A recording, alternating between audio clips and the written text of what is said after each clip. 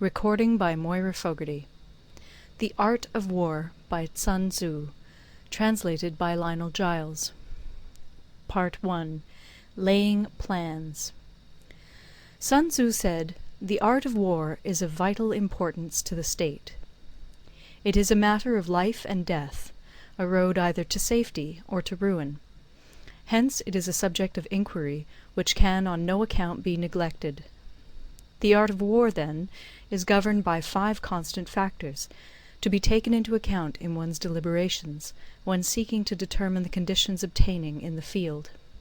These are 1. The moral law, 2. Heaven, 3. Earth, 4. The commander, 5. Method and discipline. The moral law causes the people to be in complete accord with their ruler, so that they will follow him regardless of their lives, undismayed by any danger. Heaven signifies night and day, cold and heat, times and seasons. Earth comprises distances, great and small, danger and security, open ground and narrow passes, the chances of life and death. The commander stands for the virtues of wisdom, sincerity, benevolence, courage, and strictness. By method and discipline are to be understood the marshalling of the army in its proper subdivisions, the graduations of rank among the officers, the maintenance of roads by which supplies may reach the army, and the control of military expenditure. These 5 heads should be familiar to every general. He who knows them will be victorious. He who knows them not will fail.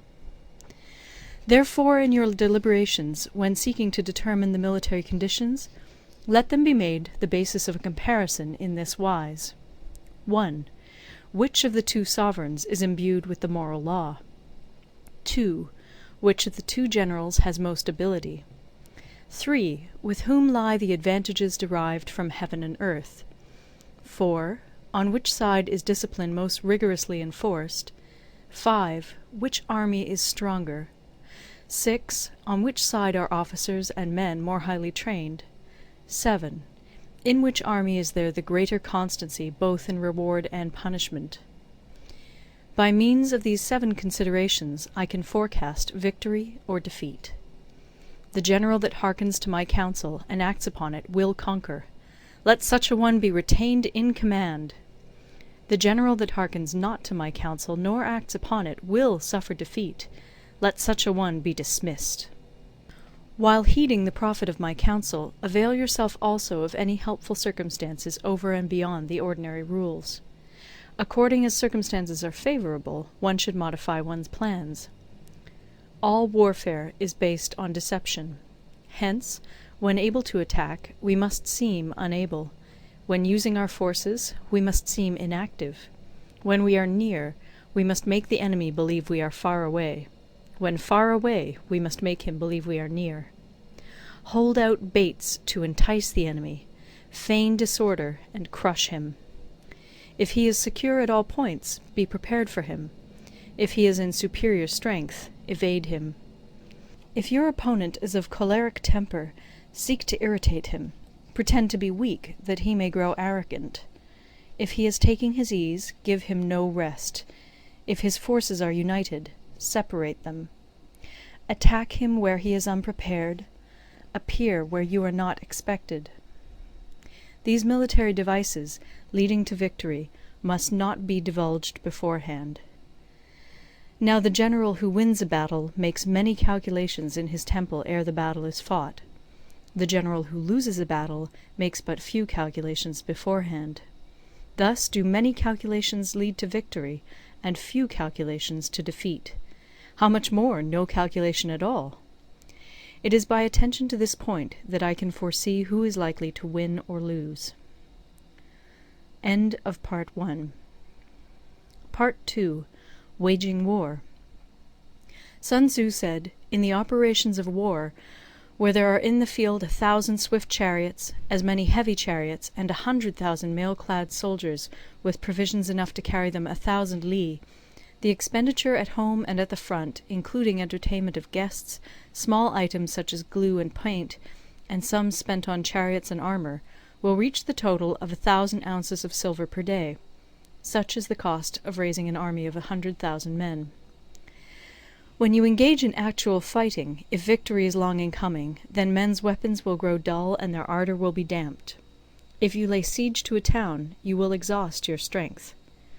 Again, if the campaign is protracted, the resources of the state will not be equal to the strain. Now, when your weapons are dulled, your ardour damped, your strength exhausted, and your treasure spent, other chieftains will spring up to take advantage of your extremity. Then no man, however wise, will be able to avert the consequences that must ensue. Thus, though we have heard of stupid haste in war, cleverness has never been seen associated with long delays. There is no instance of a country having benefited from prolonged warfare. It is only one who is thoroughly acquainted with the evils of war that can thoroughly understand the profitable way of carrying it on. The skilful soldier does not raise a second levy. Neither are his supply wagons loaded more than twice. Bring war material with you from home, but forage on the enemy. Thus the army will have food enough for its needs. Poverty of the state exchequer causes an army to be maintained by contributions from a distance. Contributing to maintain an army at a distance causes the people to be impoverished. On the other hand, the proximity of an army causes prices to go up, and high prices cause the people's substance to be drained away. When their substance is drained away, the peasantry will be afflicted by heavy exactions. With this loss of substance and exhaustion of strength, the homes of the people will be stripped bare, and 3/10 of their income will be dissipated, while government expenses for broken chariots, worn-out horses, breastplates and helmets, bows and arrows, spears and shields, protective mantles, draught oxen, and heavy wagons will amount to 4/10 of its total revenue. Hence, a wise general makes a point of foraging on the enemy. 1 cartload of the enemy's provisions is equivalent to 20 of one's own, and likewise a single picul of his provender is equivalent to 20 from one's own store. Now, in order to kill the enemy, our men must be roused to anger. That there may be advantage from defeating the enemy, they must have their rewards. Therefore, in chariot fighting, when 10 or more chariots have been taken, those should be rewarded who took the first. Our own flags should be substituted for those of the enemy, and their chariots mingled and used in conjunction with ours. The captured soldiers should be kindly treated and kept. This is called using the conquered foe to augment one's own strength. In war, then, let your great object be victory, not lengthy campaigns. Thus it may be known that the leader of armies is the arbiter of the people's fate, the man on whom it depends whether the nation shall be in peace or in peril. End of Part 2. Part 3. Attack by Stratagem. Sun Tzu said, "In the practical art of war, the best thing of all is to take the enemy's country whole and intact. To shatter and destroy it is not so good. So, too, it is better to recapture an army entire than to destroy it, to capture a regiment, a detachment, or a company entire than to destroy them. Hence, to fight and conquer in all your battles is not supreme excellence. Supreme excellence consists in breaking the enemy's resistance without fighting. Thus, the highest form of generalship is to balk the enemy's plans. The next best is to prevent the junction of the enemy's forces. The next in order is to attack the enemy's army in the field. And the worst policy of all is to besiege walled cities. The rule is, not to besiege walled cities if it can possibly be avoided. The preparation of mantlets, movable shelters, and various implements of war will take up 3 whole months, and the piling up of mounds against the walls will take 3 months more. The general, unable to control his irritation, will launch his men to the assault like swarming ants, with the result that 1/3 of his men are slain, while the town still remains untaken. Such are the disastrous effects of a siege. Therefore the skilful leader subdues the enemy's troops without any fighting. He captures their cities without laying siege to them. He overthrows their kingdom without lengthy operations in the field. With his forces intact, he will dispute the mastery of the empire, and thus, without losing a man, his triumph will be complete. This is the method of attacking by stratagem. It is the rule in war, if our forces are 10 to the enemy's 1, to surround him; if 5 to 1, to attack him; if twice as numerous, to divide our army into two. If equally matched, we can offer battle. If slightly inferior in numbers, we can avoid the enemy. If quite unequal in every way, we can flee from him. Hence, though an obstinate fight may be made by a small force, in the end it must be captured by the larger force. Now the general is the bulwark of the state. If the bulwark is complete at all points, the state will be strong. If the bulwark is defective, the state will be weak. There are 3 ways in which a ruler can bring misfortune upon his army. 1. By commanding the army to advance or to retreat, being ignorant of the fact that it cannot obey. This is called hobbling the army. 2. By attempting to govern an army in the same way as he administers a kingdom, being ignorant of the conditions which obtain in an army. This causes restlessness in the soldiers' minds. 3. By employing the officers of his army without discrimination through ignorance of the military principle of adaptation to circumstances. This shakes the confidence of the soldiers. But when the army is restless and distrustful, trouble is sure to come from the other feudal princes. This is simply bringing anarchy into the army, and flinging victory away. Thus we may know that there are 5 essentials for victory. 1. He will win who knows when to fight and when not to fight. 2. He will win who knows how to handle both superior and inferior forces. 3. He will win whose army is animated by the same spirit throughout all its ranks. 4. He will win who, prepared himself, waits to take the enemy unprepared. 5. He will win who has military capacity and is not interfered with by the sovereign. Hence the saying, if you know the enemy and know yourself, you need not fear the result of 100 battles. If you know yourself, but not the enemy, for every victory gained you will also suffer a defeat. If you know neither the enemy nor yourself, you will succumb in every battle. End of Part 3. Part 4.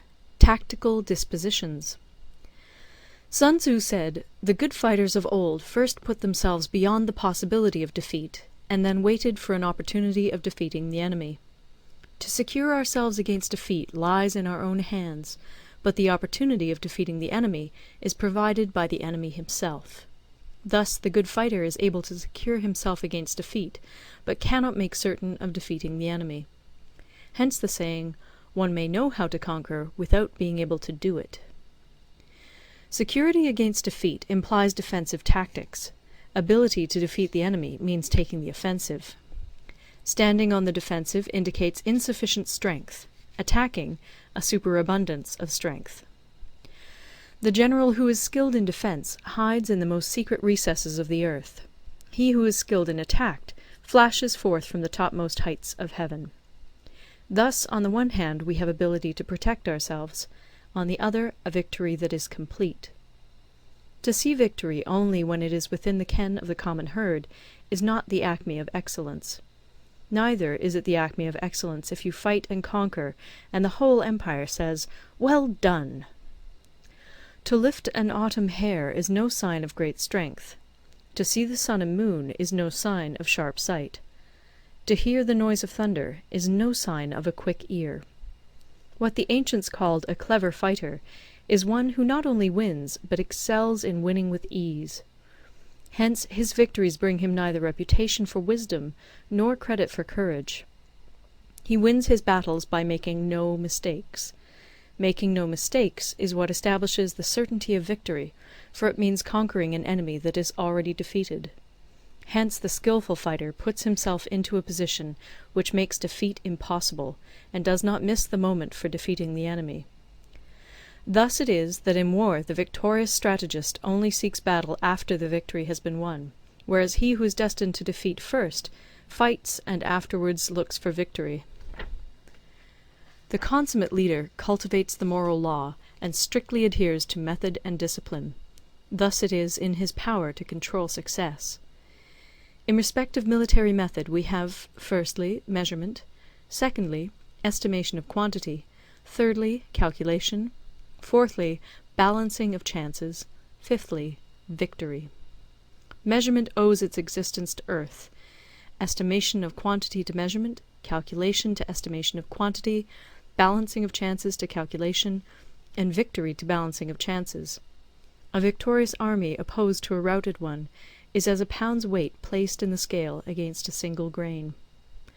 The onrush of a conquering force is like the bursting of pent-up waters into a chasm 1,000 fathoms deep. End of Part 4. Part 5. Energy. Sun Tzu said, "The control of a large force is the same principle as the control of a few men. It is merely a question of dividing up their numbers." Fighting with a large army under your command is nowise different from fighting with a small one.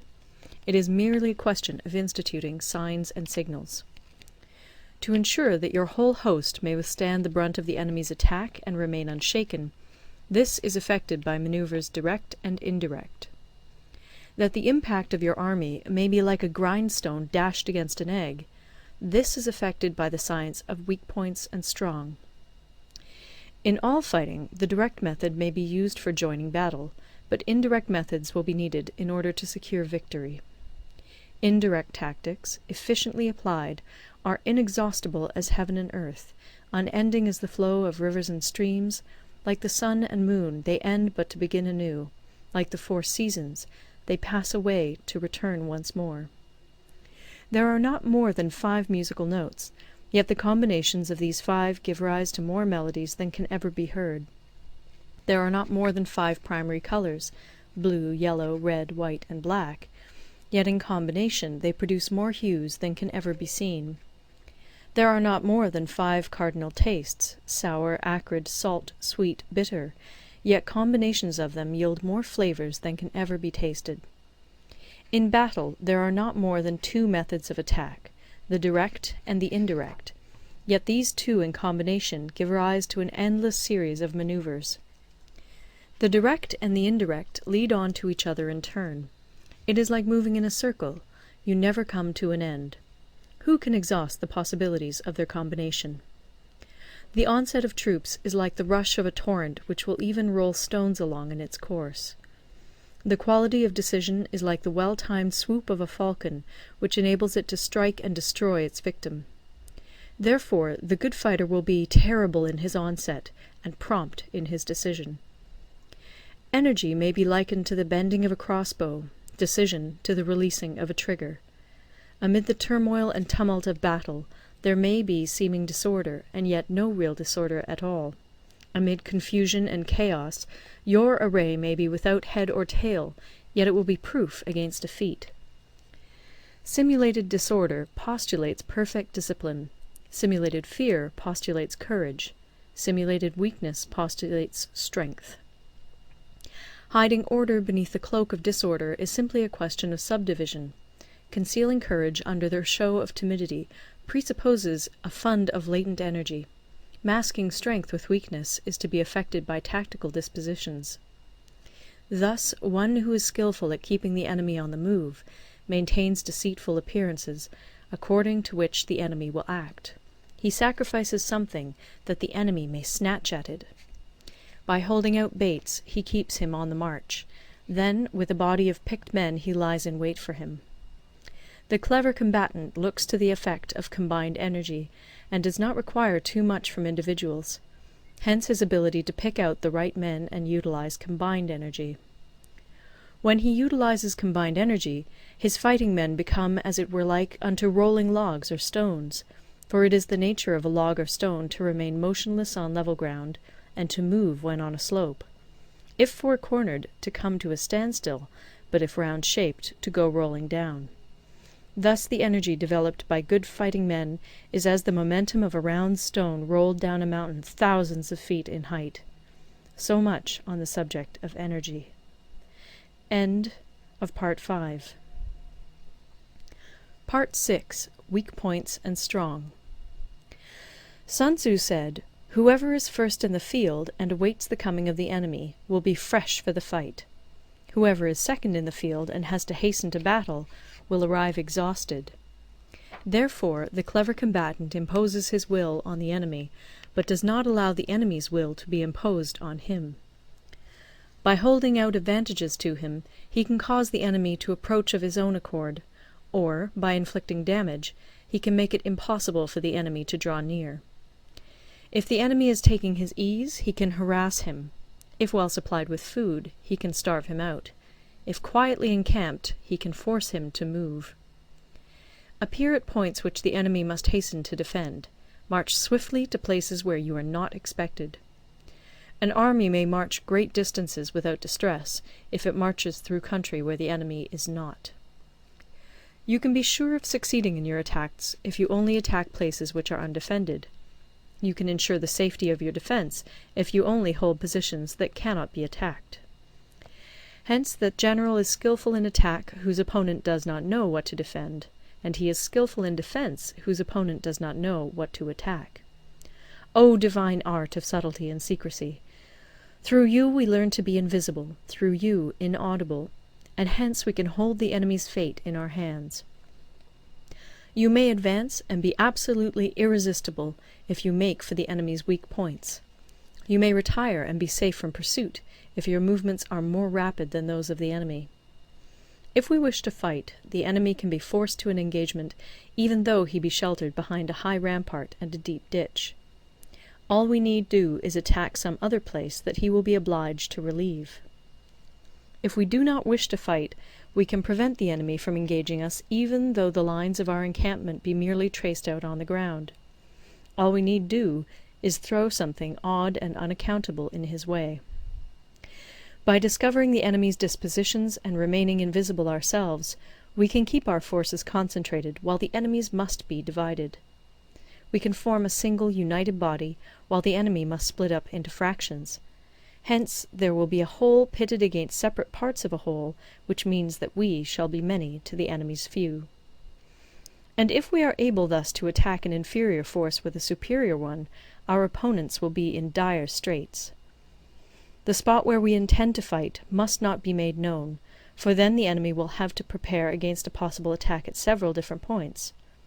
And his forces being thus distributed in many directions, the numbers we shall have to face at any given point will be proportionately few. For should the enemy strengthen his van, he will weaken his rear. Should he strengthen his rear, he will weaken his van. Should he strengthen his left, he will weaken his right. Should he strengthen his right, he will weaken his left. If he sends reinforcements everywhere, he will everywhere be weak. Numerical weakness comes from having to prepare against possible attacks. Numerical strength from compelling our adversary to make these preparations against us. Knowing the place and the time of the coming battle, we may concentrate from the greatest distances in order to fight. But if neither time nor place be known, then the left wing will be impotent to succour the right equally impotent to succour the left, the van unable to relieve the rear, or the rear to support the van. How much more so if the furthest proportions of the army are anything under 100 li apart, and even the nearest are separated by several li? Though according to my estimate the soldiers of Yue exceed our own in number, that shall advantage them nothing in the matter of victory. I say then that victory can be achieved. Though the enemy be stronger in numbers, we may prevent him from fighting. Scheme so as to discover his plans and the likelihood of their success. Rouse him, and learn the principle of his activity or inactivity. Force him to reveal himself, so as to find out his vulnerable spots. Carefully compare the opposing army with your own, so that you may know where strength is superabundant and where it is deficient. In making tactical dispositions, the highest pitch you can attain is to conceal them. Conceal your dispositions, and you will be safe from the prying of the subtlest spies, from the machinations of the wisest brains. How victory may be produced for them out of the enemy's own tactics, that is what the multitude cannot comprehend. All men can see the tactics whereby I conquer, but what none can see is the strategy out of which victory is evolved. Do not repeat the tactics which have gained you one victory, but let your methods be regulated by the infinite variety of circumstances.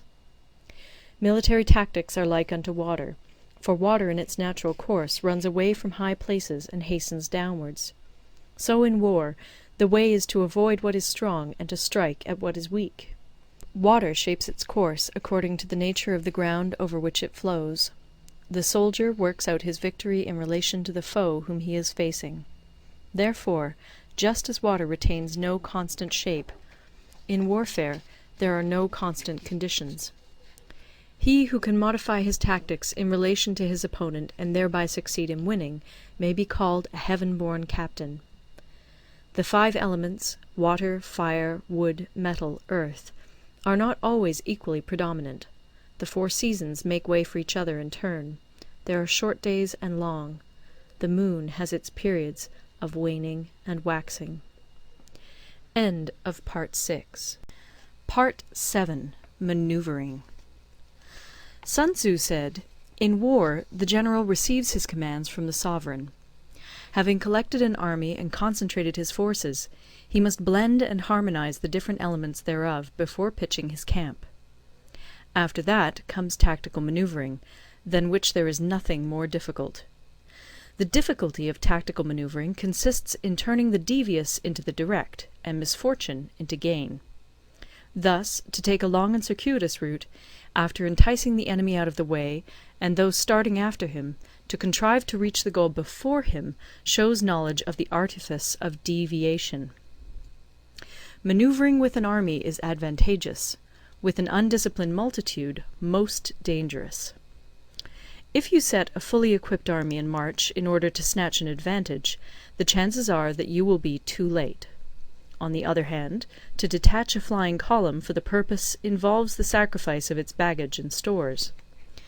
Thus, if you order your men to roll up their buff coats and make forced marches without halting day or night, covering double the usual distance at a stretch, doing 100 li in order to wrest an advantage, the leaders of all your 3 divisions will fall into the hands of the enemy.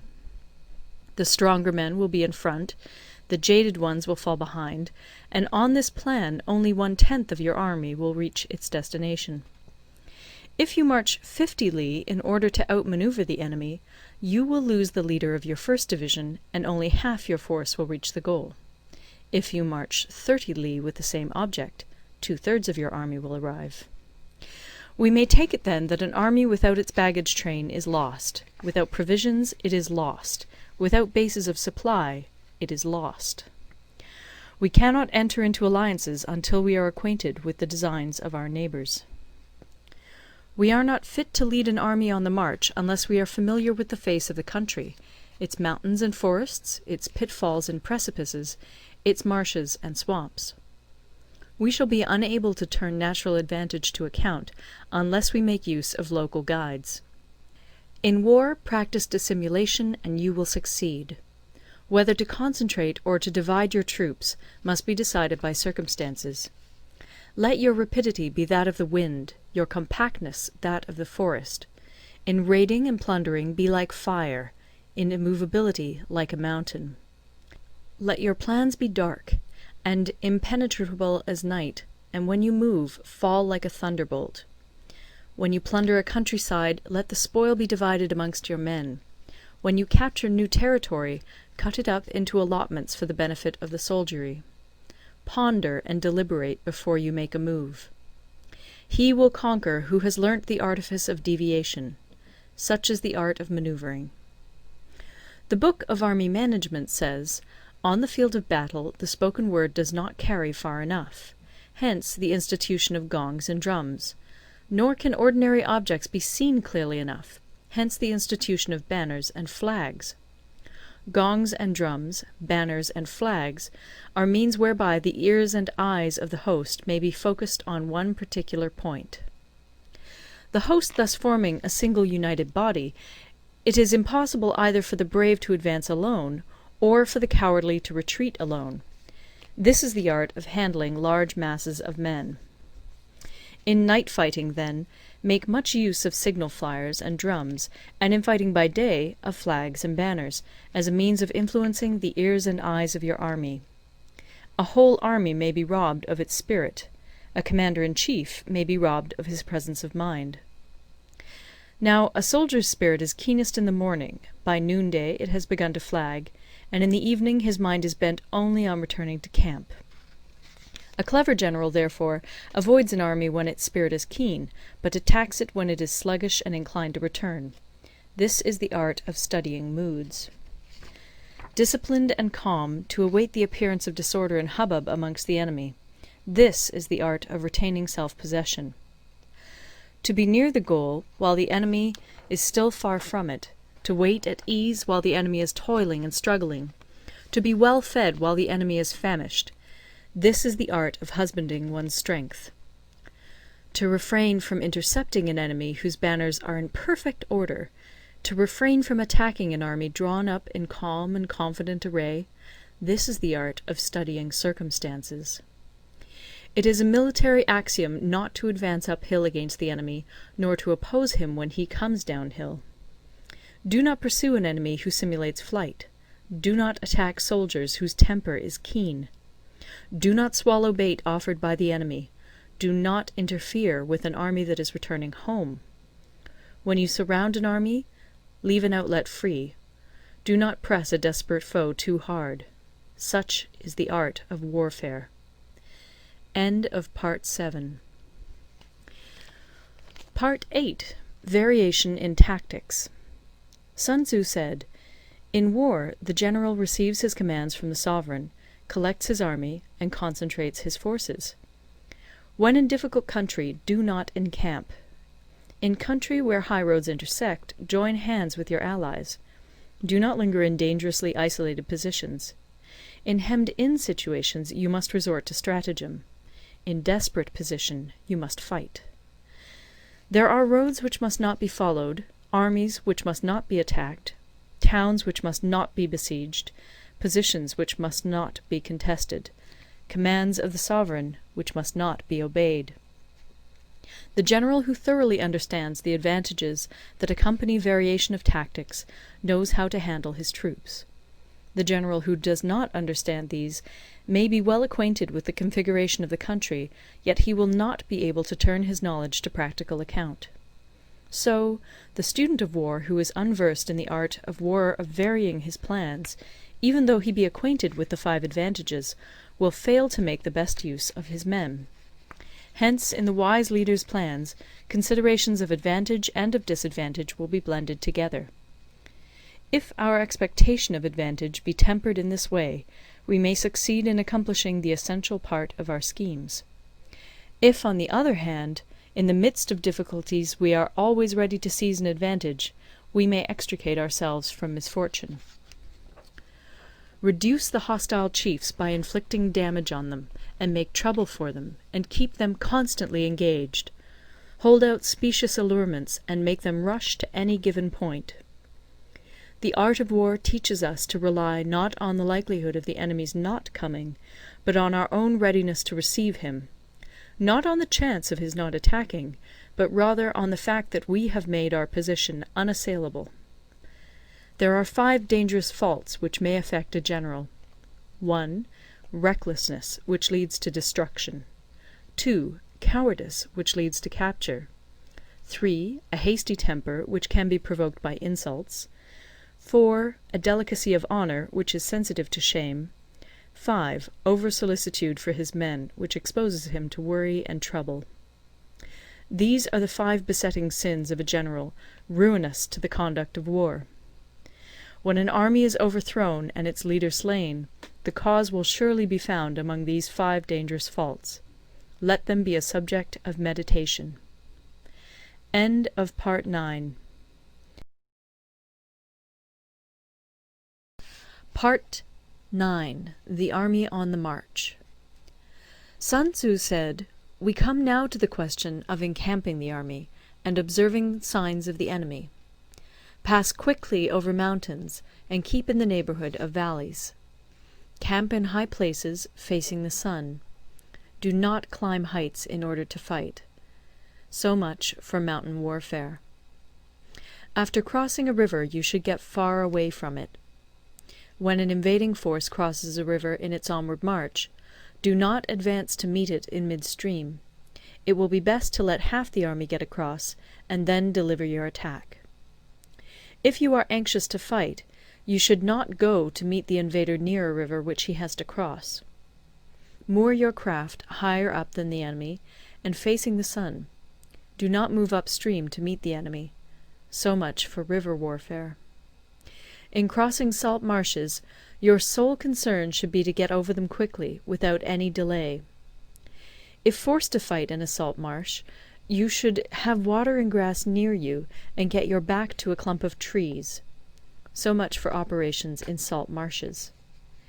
In dry, level country, take up an easily accessible position with rising ground to your right and on your rear, so that the danger may be in front and safety lie behind.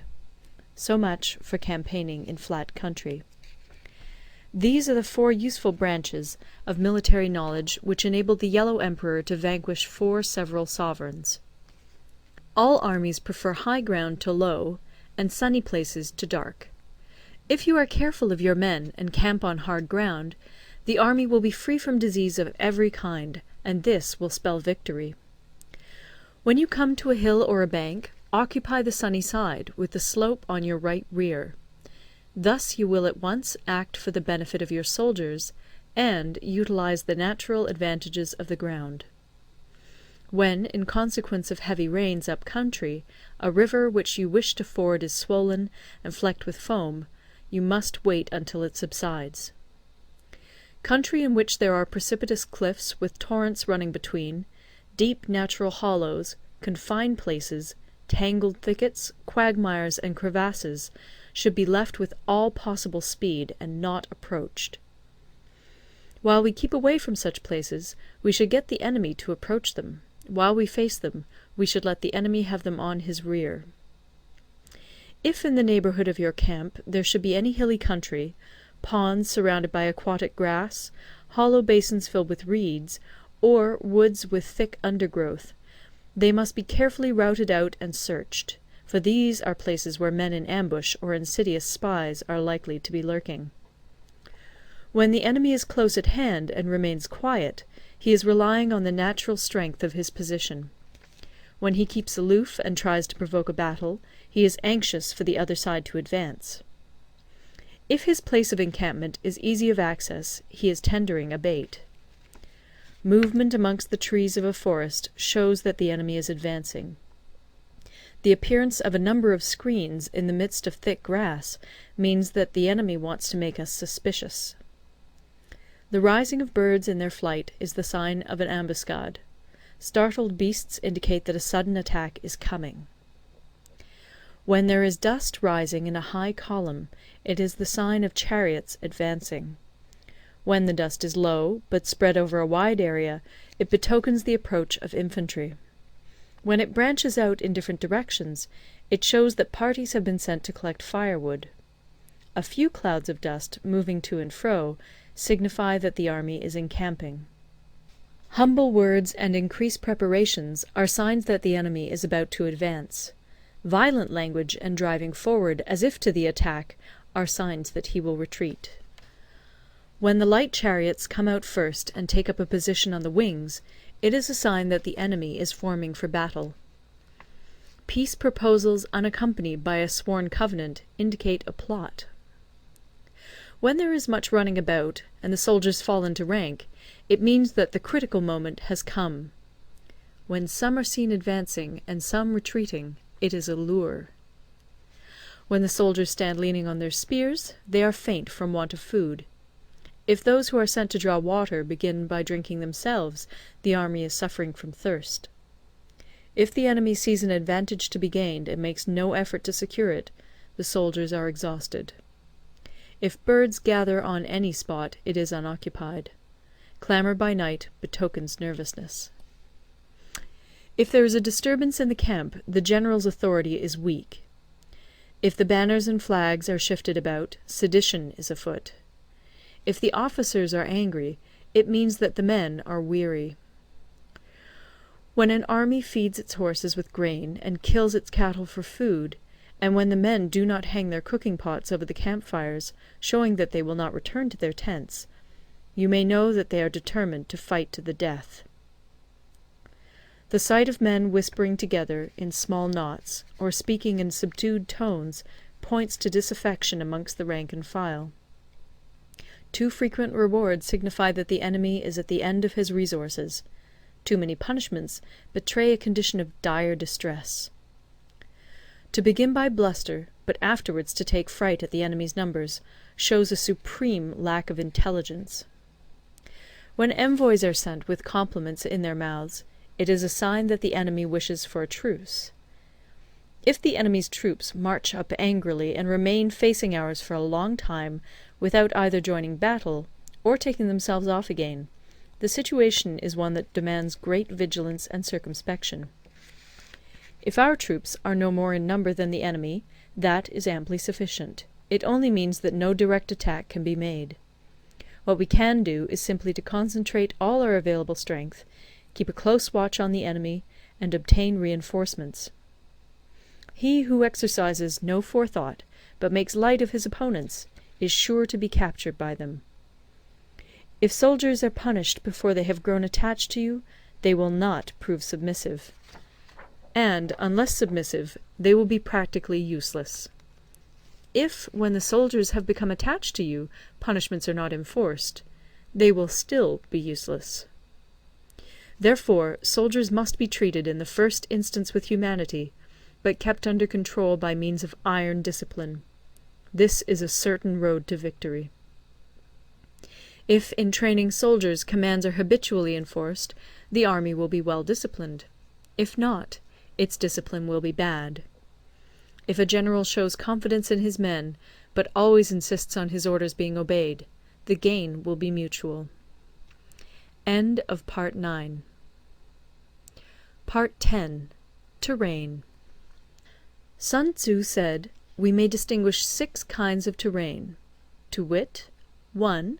Accessible ground, 2. Entangling ground, 3. Temporizing ground, 4. Narrow passes, 5. Precipitous heights, 6. Positions at a great distance from the enemy. Ground which can be freely traversed by both sides is called accessible. With regard to ground of this nature, be before the enemy in occupying the raised and sunny spots, and carefully guard your line of supplies. Then you will be able to fight with advantage. Ground which can be abandoned but is hard to reoccupy is called entangling. From a position of this sort, if the enemy is unprepared, you may sally forth and defeat him. But if the enemy is prepared for your coming, and you fail to defeat him, then, return being impossible, disaster will ensue. When the position is such that neither side will gain by making the first move, it is called temporizing ground. In a position of this sort, even though the enemy should offer us an attractive bait, it will be advisable not to stir forth, but rather to retreat, thus enticing the enemy in his turn. Then, when part of his army has come out, we may deliver our attack with advantage. With regard to narrow passes, if you can occupy them first, let them be strongly garrisoned and await the advent of the enemy. Should the army forestall you in occupying a pass, do not go after him if the pass is fully garrisoned, but only if it is weakly garrisoned. With regard to precipitous heights, if you are beforehand with your adversary, you should occupy the raised and sunny spots, and there wait for him to come up. If the enemy has occupied them before you, do not follow him, but retreat, and try to entice him away.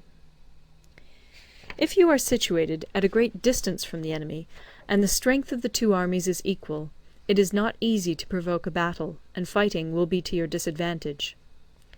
These 6 are the principles connected with earth. The general who's attained a responsible post must be careful to study them. Now, an army is exposed to 6 several calamities, not arising from natural causes, but from faults for which the general is responsible. These are 1. Flight, 2. Insubordination, 3. Collapse, 4. Ruin, 5. Disorganization, 6. Rout. Other conditions being equal, if one force is hurled against another 10 times its size, the result will be the flight of the former. When the common soldiers are too strong and their officers too weak, the result is insubordination. When the officers are too strong and the common soldiers too weak, the result is collapse. When the higher officers are angry and insubordinate, and on meeting the enemy give battle on their own account from a feeling of resentment, before the commander-in-chief can tell whether or not he is in a position to fight, the result is ruin. When the general is weak and without authority, when his orders are not clear and distinct, when there are no fixed duties assigned to officers and men, and the ranks are formed in a slovenly, haphazard manner, the result is utter disorganization. When a general, unable to estimate the enemy's strength, allows an inferior force to engage a larger one, or hurls a weak detachment against a powerful one, and neglects to place picked soldiers in the front rank, the result must be rout. These are 6 ways of courting defeat, which must be carefully noted by the general who has attained a responsible post.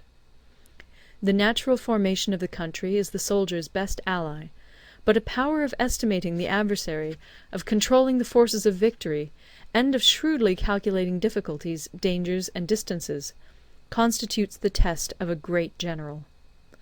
He who knows these things, and in fighting puts his knowledge into practice, will win his battles. He who knows them not, nor practices them, will surely be defeated. If fighting is sure to result in victory, then you must fight, even though the ruler forbid it. If fighting will not result in victory, then you must not fight even at the ruler's bidding. The general who advances without coveting fame, and retreats without fearing disgrace, whose only thought is to protect his country and do good service for his sovereign, is the jewel of the kingdom. Regard your soldiers as your children, and they will follow you into the deepest valleys. Look upon them as your own beloved sons, and they will stand by you even unto death. If, however, you are indulgent, but unable to make your authority felt, kind-hearted, but unable to enforce your commands, and incapable, moreover, of quelling disorder, then your soldiers must be likened to spoilt children. They are useless for any practical purpose. If we know that our own men are in a condition to attack, but are unaware that the enemy is not open to attack, we have gone only half-way towards victory. If we know that the enemy is open to attack, but are unaware that our own men are not in a condition to attack, we have gone only half-way towards victory. If we know that the enemy is open to attack, and also know that our men are in a condition to attack, but are unaware that the nature of the ground makes fighting impracticable, we have still only gone half-way towards victory. Hence the experienced soldier, once in motion, is never bewildered. Once he has broken camp, he is never at a loss. Hence the saying, "If you know the enemy and know yourself, your victory will not stand in doubt. If you know heaven and know earth, you may make your victory complete." End of Part 10. Part 11. The 9 Situations. Sun Tzu said, "The art of war recognizes 9 varieties of ground. 1. Dispersive ground. 2. Facile ground. 3. Contentious ground. 4. Open ground. 5. Ground of intersecting highways. 6. Serious ground. 7. Difficult ground. 8. Hemmed-in ground. 9. Desperate ground. When a chieftain is fighting in his own territory, it is dispersive ground. When he has penetrated into hostile territory, but to no great distance, it is facile ground. Ground the possession of which imports great advantage to either side is contentious ground. Ground on which each side has liberty of movement is open ground. Ground which forms the key to 3 contiguous states, so that he who occupies it first has most of the empire at his command, is a ground of intersecting highways. When an army has penetrated into the heart of a hostile country, leaving a number of fortified cities in its rear, it is serious ground. Mountain forests, rugged steeps, marshes, and fens, all country that is hard to traverse, this is difficult ground. Ground which is reached through narrow gorges, and from which we can only retire by tortuous paths, so that a small number of the enemy would suffice to crush a large body of our men, this is hemmed-in ground. Ground on which we can only be saved from destruction by fighting without delay is desperate ground. On dispersive ground, therefore, fight not. On facile ground, halt not. On contentious ground, attack not. On open ground, do not try to block the enemy's way. On the ground of intersecting highways, join hands with your allies. On serious ground, gather in plunder. In difficult ground, keep steadily on the march. On hemmed-in ground, resort to stratagem. On desperate ground, fight. Those who were called skilful leaders of old knew how to drive a wedge between the enemy's front and rear, to prevent cooperation between his large and small divisions, to hinder the good troops from rescuing the bad, the officers from rallying their men. When the enemy's men were united, they managed to keep them in disorder. When it was to their advantage, they made a forward move. When otherwise, they stopped still. If asked how to cope with a great host of the enemy in orderly array, and on the point of marching to the attack, I should say, begin by seizing something which your opponent holds dear. Then he will be amenable to your will. Rapidity is the essence of war. Take advantage of the enemy's unreadiness. Make your way by unexpected routes, and attack unguarded spots. The following are the principles to be observed by an invading force. The further you penetrate into a country, the greater will be the solidarity of your troops, and thus the defenders will not prevail against you. Make forays in fertile country in order to supply your army with food. Carefully study the well-being of your men, and do not overtax them. Concentrate your energy and hoard your strength. Keep your army continually on the move, and devise unfathomable plans. Throw your soldiers into positions whence there is no escape, and they will prefer death to flight. If they will face death, there is nothing they may not achieve. Officers and men alike will put forth their uttermost strength. Soldiers, when in desperate straits, lose the sense of fear. If there is no place of refuge, they will stand firm. If they are in hostile country, they will show a stubborn front. If there is no help for it, they will fight hard. Thus, without waiting to be marshalled, the soldiers will be constantly on the qui-vive. Without waiting to be asked, they will do your will. Without restrictions, they will be faithful. Without giving orders, they can be trusted. Prohibit the taking of omens, and do away with superstitious doubts. Then, until death itself comes, no calamity need be feared. If our soldiers are not overburdened with money, it is not because they have a distaste for riches. If their lives are not unduly long, it is not because they are disinclined to longevity. On the day they are ordered out to battle, your soldiers may weep, those sitting up bedewing their garments, and those lying down, letting the tears run down their cheeks. But let them once be brought to bay, and they will display the courage of a Tzu or a Kui. The skilful tactician may be likened to the Shuai-jan. Now, the Shuai-jan is a snake that is found in the Ch'ung mountains. Strike at its head, and you will be attacked by its tail. Strike at its tail, and you will be attacked by its head. Strike at the middle, and you will be attacked by head and tail both. Asked if an army can be made to imitate the Shuai-jan, I should answer yes. For the men of Wu and the men of Yue are enemies. Yet if they are crossing a river in the same boat and are caught by a storm, they will come to each other's assistance, just as the left hand helps the right. Hence it is not enough to put one's trust in the tethering of horses and the burying of chariot wheels in the ground. The principle on which to manage an army is to set up one standard of courage, which all must reach. How to make the best of both strong and weak, that is a question involving the proper use of ground. Thus, the skilful general conducts his army just as though he were leading a single man, willy-nilly, by the hand. It is the business of a general to be quiet, and thus ensure secrecy, upright and just, and thus maintain order. He must be able to mystify his officers and men by false reports and appearances, and thus keep them in total ignorance. By altering his arrangements and changing his plans, he keeps the enemy without definite knowledge. By shifting his camp and taking circuitous routes, he prevents the enemy from anticipating his purpose.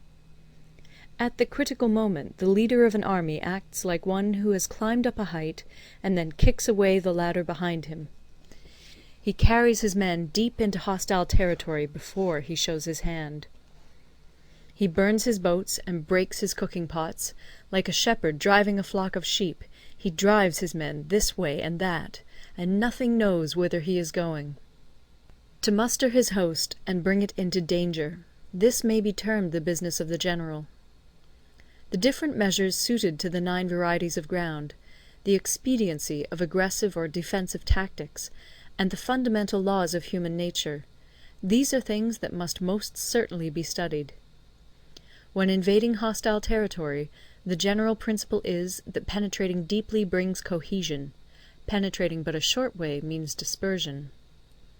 When you leave your own country behind and take your army across neighbourhood territory, you find yourself on critical ground. When there are means of communication on all 4 sides, the ground is one of intersecting highways.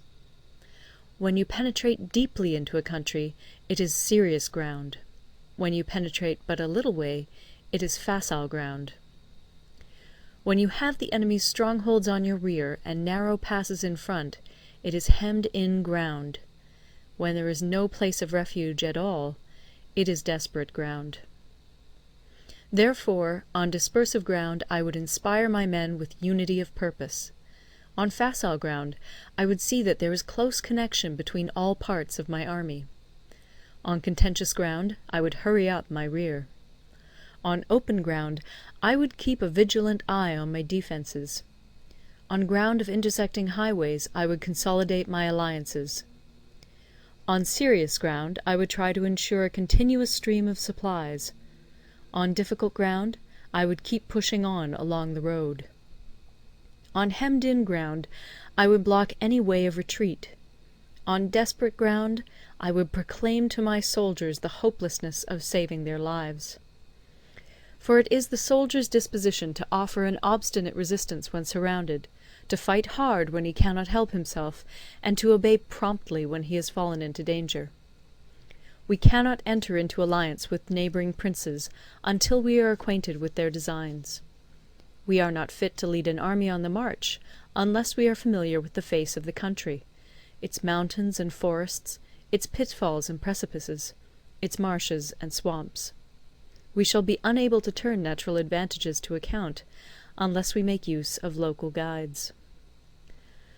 To be ignored of any one of the following 4 or 5 principles does not befit a warlike prince.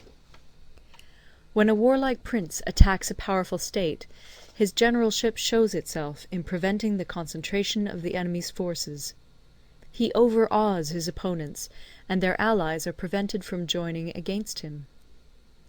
Hence he does not strive to ally himself with all and sundry, nor does he foster the power of other states.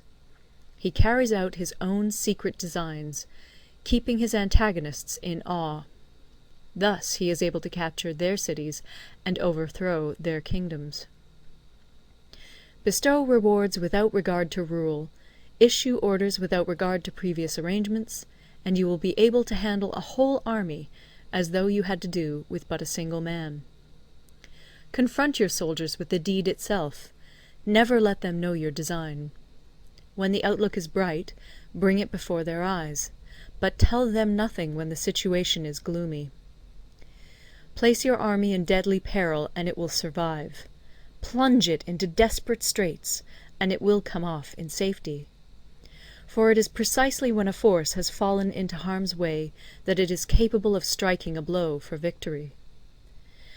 Success in warfare is gained by carefully accommodating ourselves to the enemy's purpose. By persistently hanging on the enemy's flank, we shall succeed in the long run in killing the commander-in-chief. This is called ability to accomplish a thing by sheer cunning. On the day that you take up your command, block the frontier passes, destroy the official tallies, and stop the passage of all emissaries. Be stern in the council chamber, so that you may control the situation. If the enemy leaves the door open, you must rush in. Forestall your opponent by seizing what he holds dear, and subtly contrive to time his arrival on the ground. Walk in the path defined by rule, and accommodate yourself to the enemy until you can fight a decisive battle. At first, then, exhibit the coyness of a maiden, until the enemy gives you an opening. Afterwards emulate the rapidity of a running hare, and it will be too late for the enemy to oppose you. End of Part 11. 12. The Attack by Fire. Sun Tzu said, "There are 5 ways of attacking with fire. The first is to burn soldiers in their camp. The second is to burn stores. The third is to burn baggage trains. The fourth is to burn arsenals and magazines. The fifth is to hurl dropping fire amongst the enemy." In order to carry out an attack, we must have means available. The material for raising fire should always be kept in readiness. There is a proper season for making attacks with fire, and special days for starting a conflagration. The proper season is when the weather is very dry. The special days are those when the moon is in the constellations of the Sieve, the Wall, the Wing, or the Crossbar, for these 4 are all days of rising wind. In attacking with fire, one should be prepared to meet 5 possible developments. 1. When fire breaks out inside to enemy's camp, respond at once with an attack from without. 2. If there is an outbreak of fire, but the enemy's soldiers remain quiet, bide your time and do not attack. 3. When the force of the flames has reached its height, follow it up with an attack, if that is practicable. If not, stay where you are. 4. If it is possible to make an assault with fire from without, do not wait for it to break out within, but deliver your attack at a favorable moment. 5. When you start a fire, be to windward of it. Do not attack from the leeward. A wind that rises in the daytime lasts long, but a night breeze soon falls. In every army, the 5 developments connected with fire must be known, the movements of the stars calculated, and a watch kept for the proper days. Hence, those who use fire as an aid to the attack show intelligence. Those who use water as an aid to the attack gain an accession of strength. By means of water, an enemy may be intercepted, but not robbed of all his belongings. Unhappy is the fate of one who tries to win his battles and succeed in his attacks without cultivating the spirit of enterprise, for the result is a waste of time and general stagnation. Hence the saying, "The enlightened ruler lays his plans well ahead. The good general cultivates his resources." Move not unless you see an advantage. Use not your troops unless there is something to be gained. Fight not unless the position is critical. No ruler should put troops into the field merely to gratify his own spleen. No general should fight a battle simply out of pique. If it is to your advantage, make a forward move. If not, stay where you are. Anger may in time change to gladness.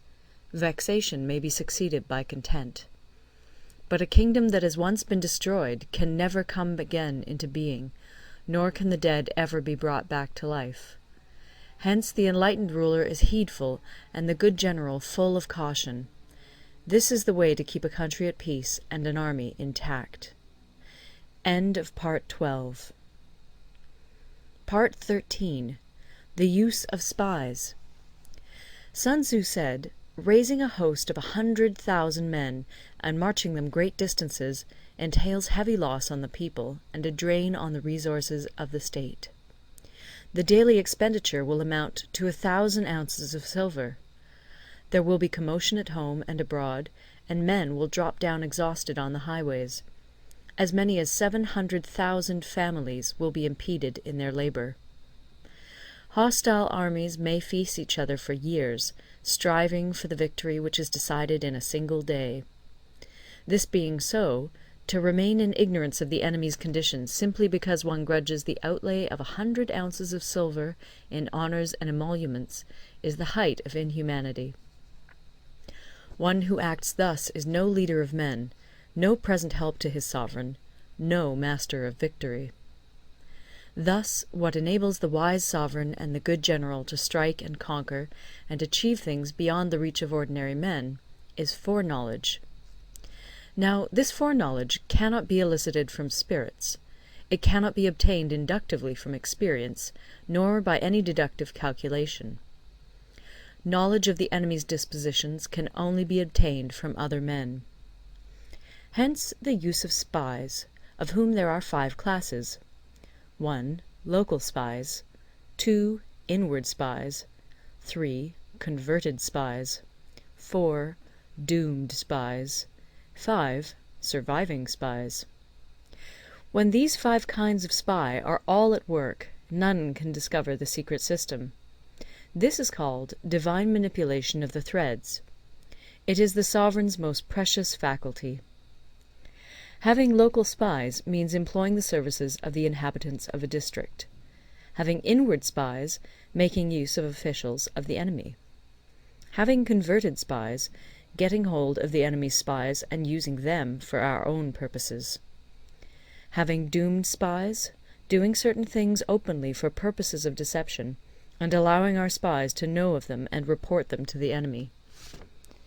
Surviving spies, finally, are those who bring back news from the enemy's camp. Hence it is that none in the whole army are more intimate relations to be maintained than with spies.